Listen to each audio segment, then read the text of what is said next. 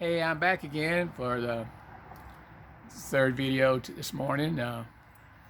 I'm into these number threes, so you'll hear that throughout our whole story that we're talking about, and like I said, and Carolyn and I had met these couples at church, and we, like I said, what Psalms 18:22 says: when a man finds a wife, he finds a good thing.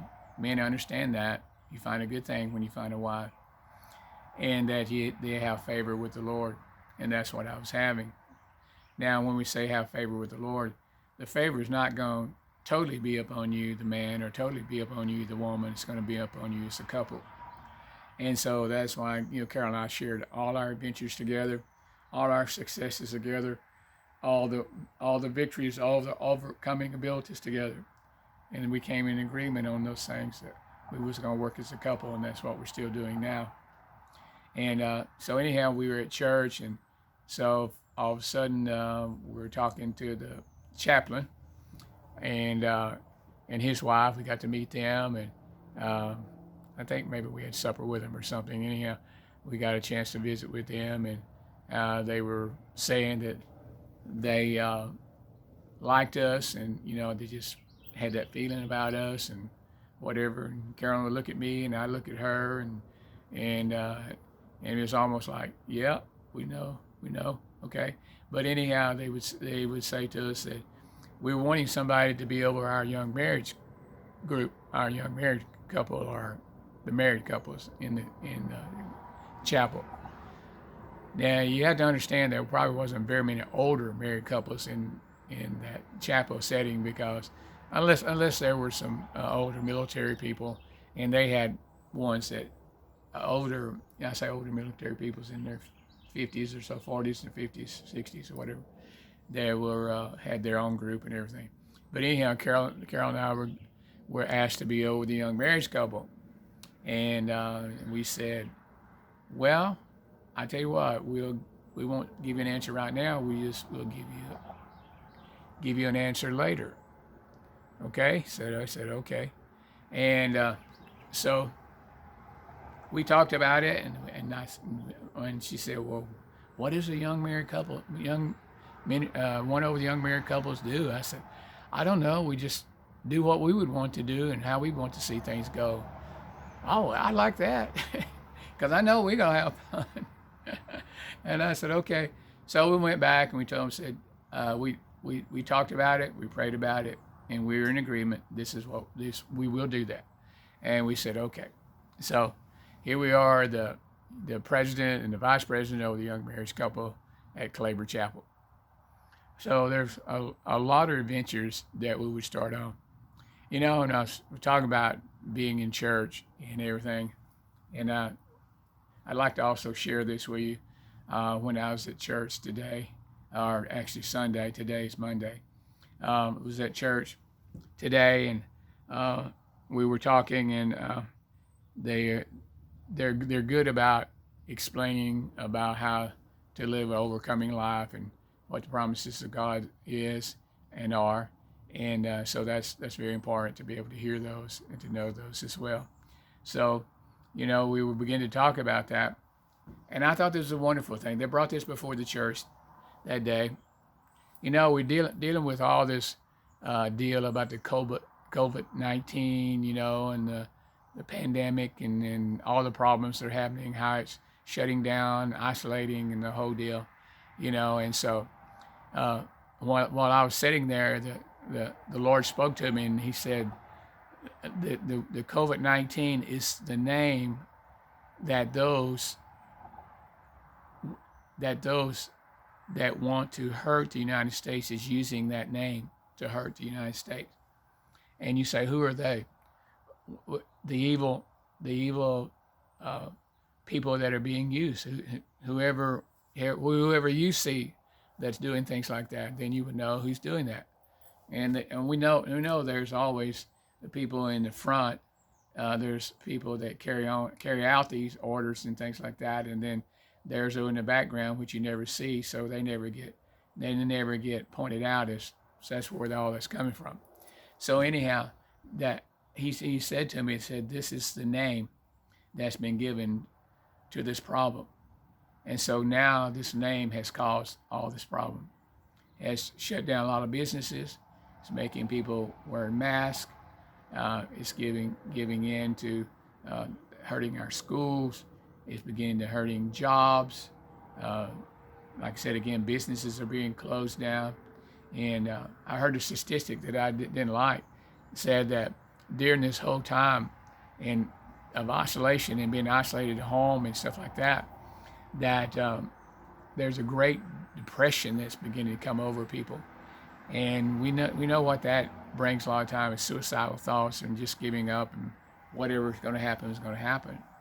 Well, I heard that between the ages of 18 and 24, 25% from those ages, 18, 24, are thinking about suicide. See, and that's due to all this. That's the evil behind all this. There's the evil behind it. Remember, we don't fight against flesh and blood, but against principalities and powers and rulers of darkness in high places. That's what we're fighting against. And so it's been given that name, COVID-19. There are other things going on in this world? There are other areas that are danger in the world? Yeah. But they're given this name because then they can use that name to cause the situations to happen. So thank God that we have people that are over cities and things that are trying to hear what the best thing for their people are, and so forth and so on. So while I was sitting in church Sunday, the city of Fort Worth and the city of Dallas, that's the only two I know of right now. Now I'm in Denton County, but I'm part of Fort Worth and Dallas County too because of the people. And so the Fort Worth and the Dallas has their mayors have come out with a proclamation that August the 19th is a day of prayer and fasting for the city. They call it a city fast, a city day of prayer. Now, will everybody fast and everybody pray? No. But those that are called for those cities are going to pray and going to fast that day. So I'm speaking to y'all that are maybe in this area or maybe not in this area, but also wanting the same thing for your state or your country, wherever you're at, is that you come in agreement with us and you come in and pray with us on August the 19th at 12 o'clock. That's when we're going to all come together and we're going to pray. But I think it's outstanding that you have mayors of towns and things we call a day of prayer and a day of fasting to pray against this deal. So see what's going to happen. This name, COVID-19, this problem that they give the name to so they can blame all these things happening to, it's going to be pulled down, and they're going to have to give another name to something else to keep this all this going on. Now, I'm not saying that there's not people that hasn't got sick and people have passed away because of this problem, but there's people who've passed away from other things as well. You know, the bad thing about it is that it has created so much fear. Now you understand what fear does. Fear is a magnet. Blessing is a magnet. When so much fear is out there, it seems to draw these things to people. Now I go back talking to the Bible again. You know, there was a man named Job in the Bible. He talked about him and how he lost his family, he lost everything he had, his crops, his flocks, his land, and everything like that. And people want to say that's because God took the hedge down from him, because the enemy was asking God, he's hedged, he's protected. If you withdraw the hedge, you know, then I can do anything I want to with him. But when God said, consider my man Job, he wasn't saying, he said, consider him, he's a man of God. That's what he's trying to say. And you say, well, all those things happened to Job. If you just keep on reading in there, you'll find out that in one of the verses it said, and Job said this, the thing that I feared most has came upon me. Now you can worry and you can fret about things. You know, Carol and I could have worried and fretted and got all upset about how things looked like for us in the military, how we didn't have enough money and this and that. But see, we saw the other side. We saw how blessed we were and how we had favor and how things were happening to us. So you see the thing he said, the thing that I feared most. Because some of you are so afraid that you're going to get this, that you're actually drawing it to you. The word says he has not given us a spirit of fear, and that's what it is, a spirit of fear, but a power and love and a sound mind. He is not giving you a spirit of fear, but a power of what? Love and a sound mind. See, love is important. So the things that you fear will come upon you. So you got to cast out fear. You got to get rid of fear. You can't let fear be on you. You just can't let it happen. Because when you have fear, then it magnetizes it, draws it to you. When you speak blessings, it magnetizes, it brings it to you. It's a law. It's just a law. It's like a law of gravity. If I jump off the roof of my house, it's about 25, 28 feet tall to the peak that above my fireplace. If I jump off there and I said there's no such thing as gravity, I'm gonna hit the ground. It don't matter what kind of person I am. Still, this law is gonna work. But the law of gravity can be diverted by the law of lift. You know, like an airplane, thrust, lift. So what I'm saying that is a law of blessing. That if you think more about being blessed, think more about being loved, think more about the good things. I'm going to overcome this. This is a name that's been given to this situation. So I'm going to pray against it. I'm going to come against it. I'm going to speak against it. I'm going to speak good into people's lives. And see, that's what we're doing on August the 19th at 12 o'clock. We're praying down the spirit of COVID, this name of COVID-19. Now, again, like I said, the ones that want to hurt our world, and that's the ones that are driven by evil, will come up with another name. You know, you've seen it happen to the whole deal. They're going to come up with another name. And see, they're finding out even the mask and everything doesn't keep people from getting that. Because you got to breathe air through. If you breathe air through, then it comes in. If you can't breathe in there, then you're emitting carbon dioxide out. You don't need to be breathing that. They're going to find out people will get sick from that. I'm not saying to tell you not to do that. I'm not telling you that at all. I'm just telling you that this has been raised up to be a name to bring fear in this world.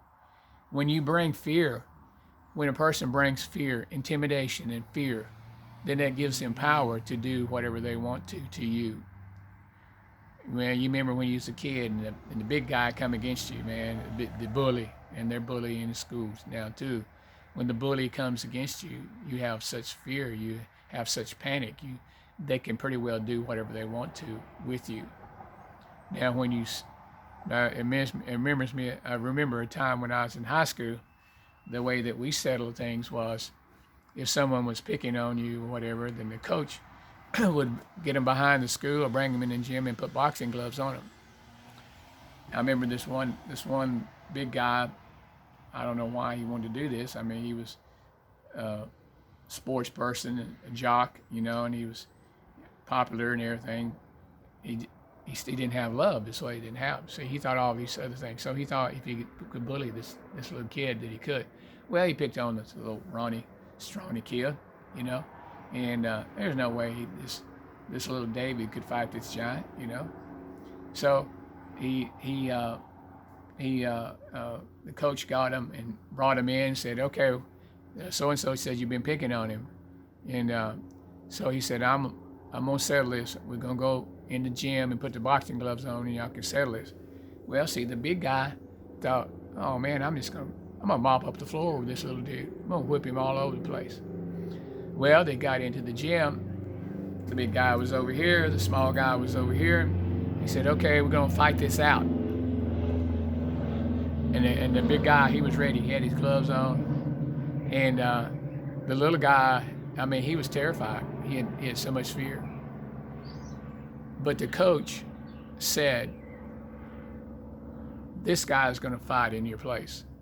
And this guy was this big, he's not bigger than the other guy. So the little guy didn't have to fight. So this is what I'm trying to say to you.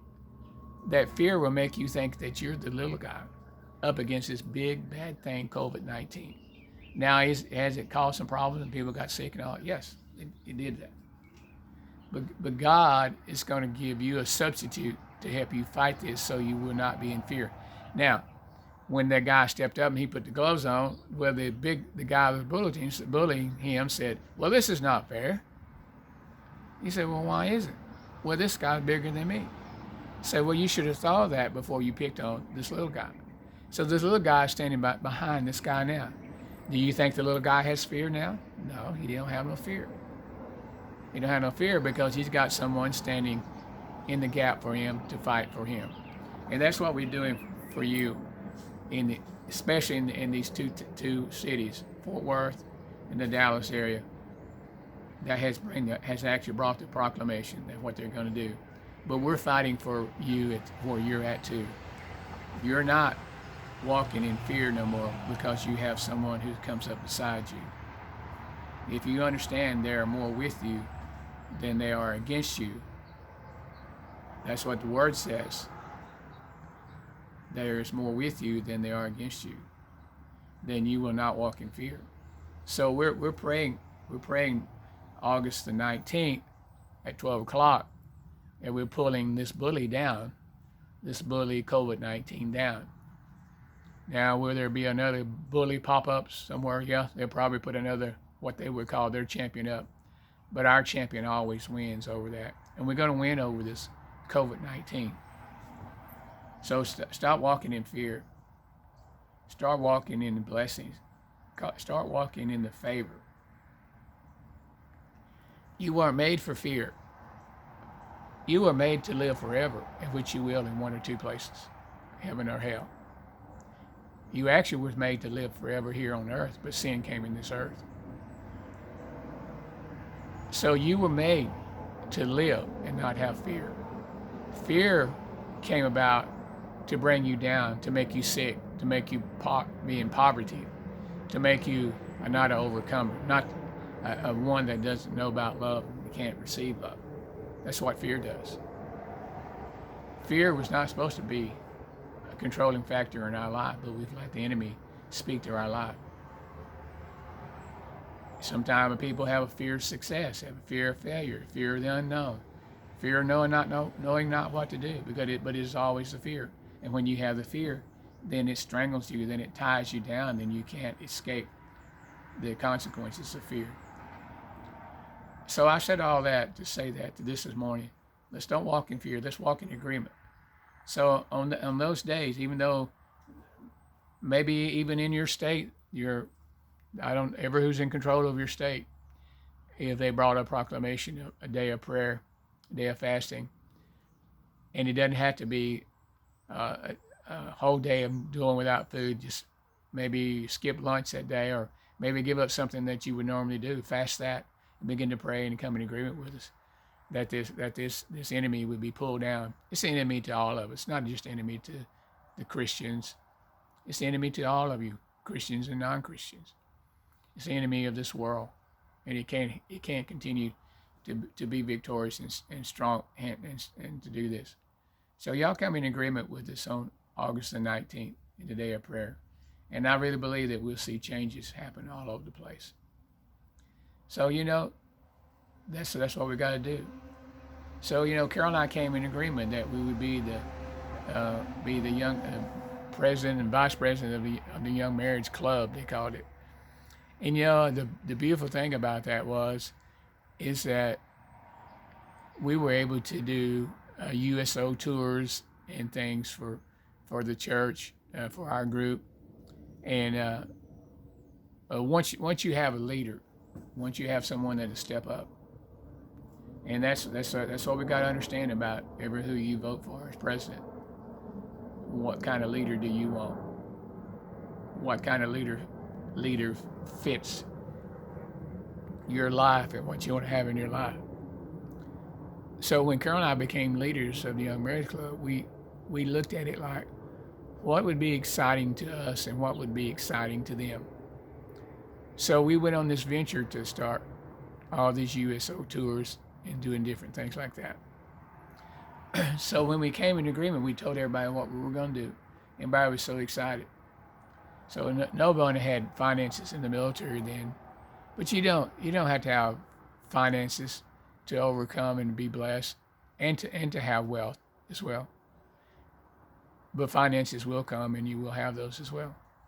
So we planned tours. We went on a Rhine River cruise up the Rhine River for $1 a couple. Can you believe that? I'll show you some pictures of Carol and I getting off the bus with another couple that we were going on that tour. We went on the Rhine River tour. We went to the Heidelberg castles. We were going everywhere and doing everything on $1. And if somebody didn't have $1, then we had enough in the group that could take up 10 cents from each one of them, 10 couples, and they had $1. So we were able to work together as a group. And that's why I'm working with you. And that's why I'm working through our love story, mine and Carol's love story, to enhance you, to make you part of this life's love, this life story of love. And so we go on these tours. I remember we got out there and I thought, man, this is a beautiful place. And maybe I'll show you some pictures I'll see if I can find them, of the lighting of the Heidelberg Castle, the Rhine River cruise that we went on. We went to Eder Oberstein, which that's the stone capital of Germany. And I'll talk to you some about that. Carol and I went back by ourselves a couple of times. But we had a good time. We were always doing stuff together, and we were a tight-knit group, so to speak. And that's what I want to be for you, a tight-knit person with you, to simply talk to you about these things that you can have in your life and everything. And so I'm excited about continuing to talk about our story. And I want you to hear my heart, most of all, about things that I talk about. I want you to know that they're true. Everything I told you, every story I told you happened to Carolyn and I. And what a beautiful life we have together. And what a beautiful life I want you to have, and how you can enjoy that too. And like I said, we was on the Rhine River cruise, and we actually got on a boat. We all got on the boat, and we took the cruise down the Rhine River, and then we see all the castles along the Rhine River and all the shops and things. And we even stopped, and it was kind of like a big barge, or I take it back, more like a big ferry. Has any of y'all ever rode a ferry where you put your cars on and stuff like that? It wasn't quite that big, but it was big enough. It just didn't have cars on it, but it could have a lot of people. And so there we were, our group, and we were kind of hobnobbing with some of the influential people in that town and everything. And I'll express a story about that. It happened to Carol and I as well. And so we were laughing, having a good time, and we got off and did some shopping. And you would thought we'd had all the money in the world. We was shopping these shops and looking at these things and doing these things, but we were having a good time. And you can have a good time in this life, and that's what God wants you to have. Man, this is a beautiful thing to have this life. I mean, some of you going through some storms, some of you going through some hell in this life, but the word says, "Thy kingdom come, Thy will be done on earth as it is in heaven." So we can have the kingdom type life here on earth, and you can't have it unless you know Christ. Now, when people say, "Well, I know a lot of people that have a lot of money," there's a lot of them have a lot of money and they're not really happy in their lives. There's some dread in their life and there's some emptiness in their lives. But when you have Christ in your life is totally fulfilled. And you say, "Well, I know people that say they know Jesus and they're just as poor as they can be." Well, they haven't got the good news yet. They haven't learned. They haven't known yet what provisions God has for them. I was talking to someone this morning. I was talking about, they're on a fixed income. They're on a Social Security income. That's not your provision limits. God has provisions everywhere. But the problem is people don't start looking at it. They don't start expecting it or looking at it. They look at it. It's a fixed thing. when it's a fixed thing, if you look at it as a fixed thing, then it's a fixed thing. If you understand that you have this amount of money or whatever, but God wants to give you more blessing to receive, give and it shall be given. I can talk about that. That is more blessed to give than to receive. Maybe you don't have any of that amount of money that you can give out, but maybe you can give some of your attention. Maybe you can give some words of advice. Maybe you can give some life lessons. The Bible talks about that the younger should kneel at the feet of the older women and men and learn about life. Give the life experience that you have to be able to help someone. And then you'll see that provisions of that, it may still look like a fixed amount, but you will not realize how much provision came into that, what you saw looked like a fixed amount. When Carol and I looked at our $225 a month living on I call it living on the economy, living outside the post. If we fixed our mind on $225, we knew that's what we were going to get, because that's what we went in every day and every month, and that's what we was paid. We knew we had that much money, but we didn't look at that only at that. We looked at the blessings that we had with our friends. We looked at the blessings that we have through our, at that time going to our church. We knew the blessings that we had for each other, and we knew we had favor. And we still, if we just looked at the $225, then our mind wouldn't be expanding from that.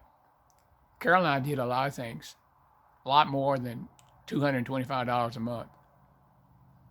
You're going to be able to do a lot of things more than what your fixed focus is. Remember I talked about the word 49, and God said 49, I asked the Lord, 49 years, and he said, that's when he said, it means focus.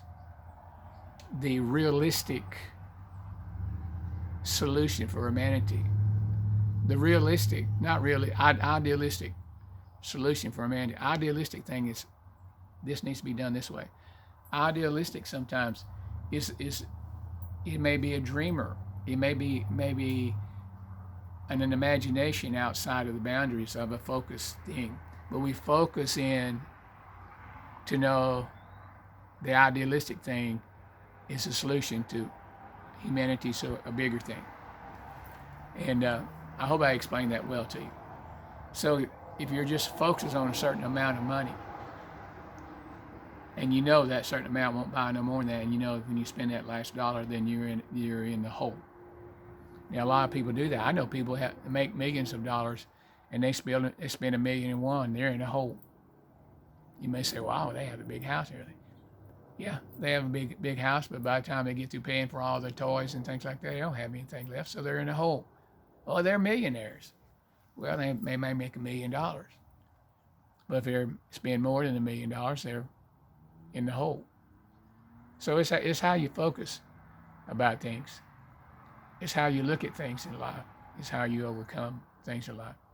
So here we were on these tours, doing all these beautiful things, and our focus was outside the $225 a month that we made. I remember one time when we were here at our place here that we had a lady come down and visit us. I'll tell you stuff later on. But at one time, Carolyn worked for the Family Channel, which is where the Family Channel sold out to Murdoch, and that's where Channel 4 came from. Channel 4, the Fox Channel came from. And we came here, and we had our friend here, and she stayed with us. And Carolyn worked in the I think it was the Detroit or the Chicago office. And she came out here, and we put her on some of our horses, and she was riding, and back on this side of me by that little house right there, another little storage house, way back over in the tree line, that's where the sun set. That's west of us right here. And she was out there riding horses, and you could see the silhouette of her on the horse, and that sunset in the back. Took a picture of that. Well, he ended up at corporate office where Carolyn worked. And then the boss called Carolyn and said, well, how much money do you make to live in a place like that? And she said, we're not allowed to talk about finances and stuff like that. And he said, well, I don't know how you can afford something like that. See, he didn't know. He didn't know how God blessed us, how God oversaw us in our blessings, we had.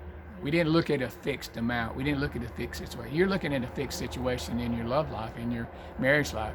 Look beyond that. Look beyond the sunset of that. Look for the sunrise of that, where you're the things that you want. Begin to look at those things, and you'll be able to bring those into focus, and they'll happen for you in your life. Hey guys, thank you for letting me spend some time with you today, and I'll be talking to you more later about mine and Carolyn's life and some more funny things that happen. But I always say what my baby says: we are eternal. I want you to get that down inside of you. We are eternal, and we'll talk to you later. I want to say it again: Carol and I love you. God loves you. And I thank you for your time. We'll talk to you later. Bye.